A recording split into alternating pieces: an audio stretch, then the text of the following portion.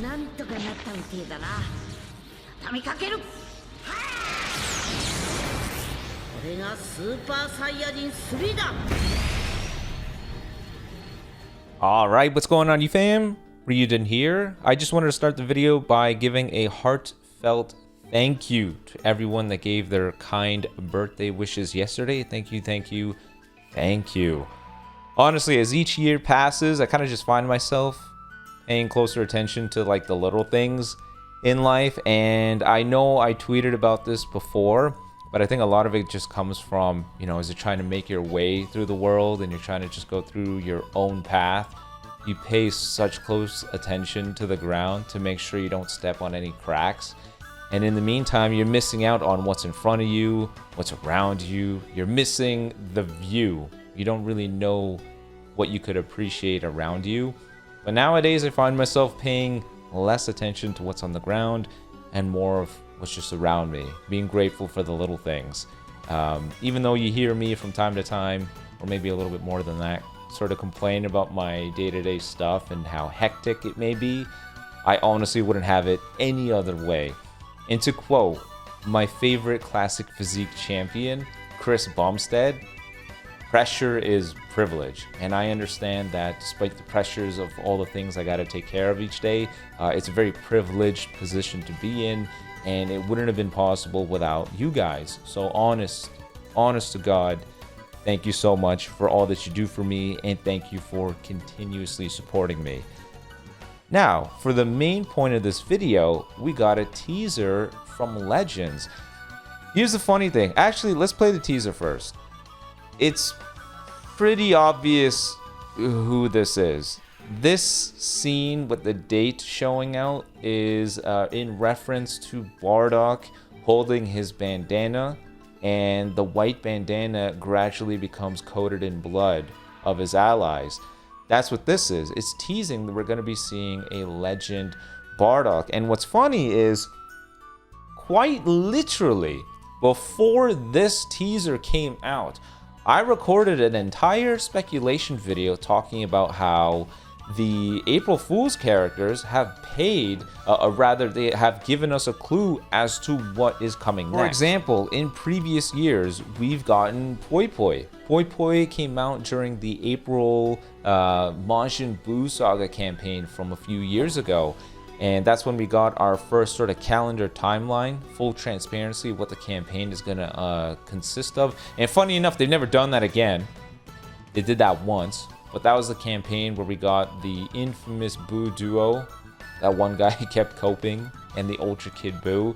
And then in previous years, we've also seen the likes of the Red Raditz, who was part of the Saiyan Saga campaign. This guy over here. And then this year, we've gotten our hands on we've also seen the Blue Mercenary Tao, who's part of the new design philosophy and the DB Saga campaign. So this year, getting the Green Farmer Goku, who is part of the beginning of Super.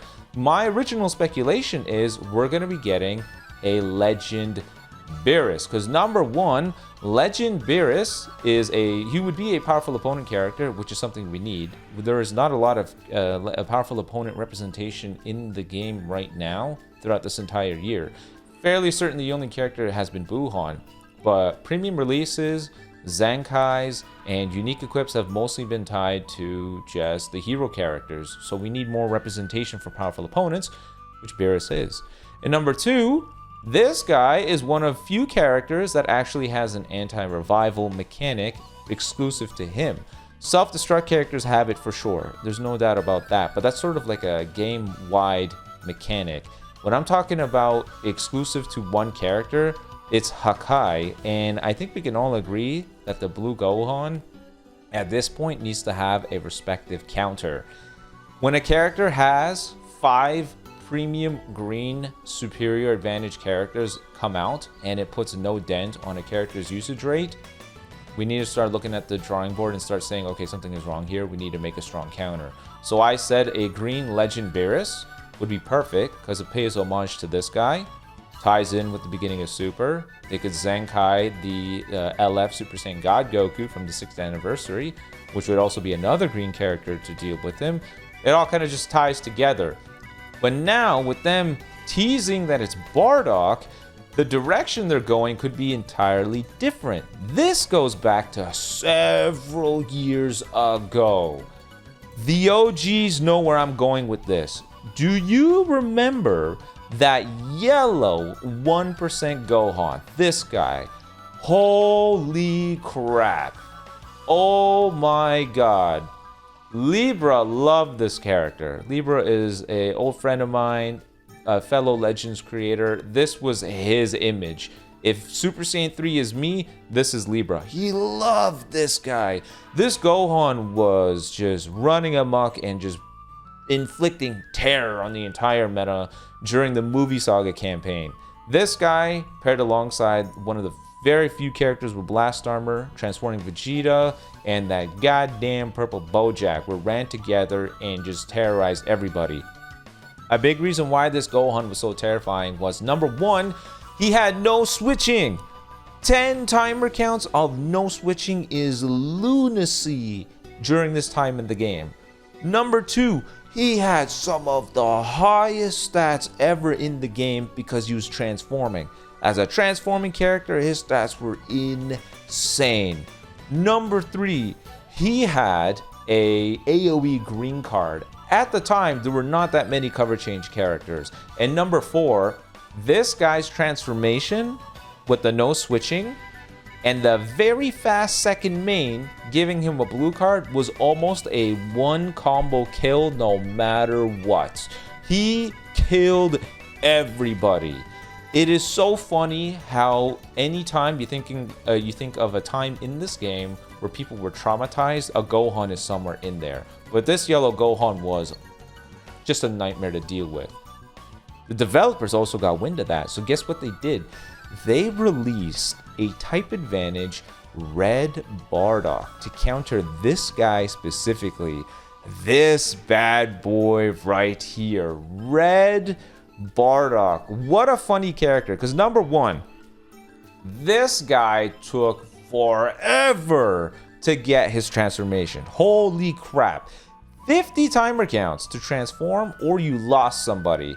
The losing somebody is almost like a way to pay respect to how terrorizing Gohan was, because if he caught anybody that wasn't Bardock, he probably killed them, and Bardock has to transform to make up for that sudden loss in power. So they had that there. Or number two, if you really are fending off Gohan for that long, then guess what? You're going to have a very powerful red to deal with him.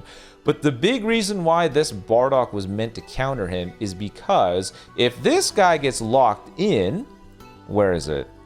There is a mechanic exclusive to Bardock if he gets locked in a 1v1. Where is it? Where is it? There was something about him that was tied to him getting locked in. Yeah, right here. Reduce damage received by 50% while inflicted with no switching. Meaning that if Gohan was to lock in the Bardock, he would not be killed. But Bardock himself also had his own version of locking in. So Bardock was going to be able to just snipe out the Gohan. While Gohan comes out and snipes everybody else, if he locks in Bardock, he can't kill him with a rush because the reduced damage received was too much. And if Bardock locks in the Gohan, he's dead. That was their counter to him. So, them teasing a new potential Bardock tells me maybe they want to pay homage to this red Bardock and do that again to kill this new powerful blue revival Gohan. Maybe Bardock comes out with a lock-in type neutral against this Gohan and snuffs him out. He'll probably have a reduced healing for the revival kind of thing, but I could see them going down that route, which would be very, very funny. The easiest way to counter anybody is to just lock them in and have free reign kicking the crap out of them. Always, always, always, that's the way that they would just find like a dumb, easy way to counter somebody. I said it before, Gohan has had so many premium green characters come out to test him, and he has folded all of them. He has won the war of attrition. He's won the war of survivability. We've seen the likes of Fusing Super Gogeta, Orange Piccolo Unique Equip, Ultra Trunks with a prep mode, Ultra Full Power Super Saiyan 4 Goku with a no switching AoE green blue card spam. We've seen so many green characters come out, and Gohan has just looked at him with these eyes and said, "You are nothing to me." Now, there's no doubt a big part of this is probably because Super Vegito has been protecting him against green characters, because let's be real here. If you're fighting Gohan, you're probably fighting Vegito too, and if you're fighting Vegito, you're fighting Gohan too.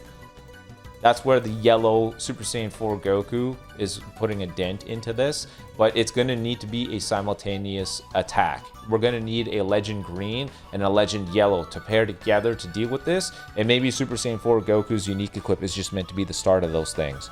There are some cracks to that team you're starting to see now. You're starting to see more people run yellow, yellow, green, which is even worse in my humble opinion.